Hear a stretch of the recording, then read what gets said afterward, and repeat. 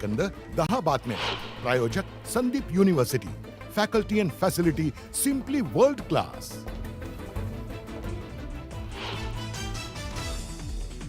ST कर्मचारी बदल्यांचं app आजपासून सुरू होणार. एसटीच्या वर्धापन दिनी खुशखबर मिळण्याची शक्यता.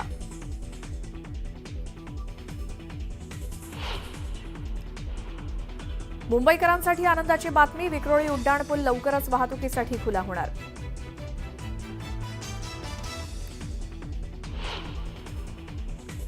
पुणे शहराला पाणीपुरवठा करणाऱ्या धरणांच्या पाणीसाठ्यात 18 दिवसात 1.5 टीएमसी पाण्याची झाली घट. धरणातील पाणीसाठा मागील वर्षीपेक्षा थोडा अधिकच.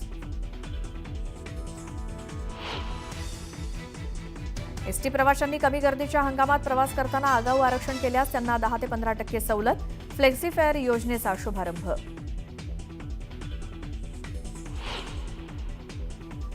श्री संत तुकोबांच्या पालखी रथाला यंदा प्रथमच देहू संस्थानं बैलजोडी विकत घेण्याचा ऐतिहासिक निर्णय घेतला.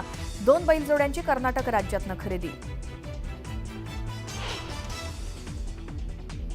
झेडपी शाळेत मुलांचा प्रवेश घेतल्यास घरपट्टी माफ. सोलापूर जिल्ह्यातल्या ग्रामपंचायतीचा अभिनव निर्णय.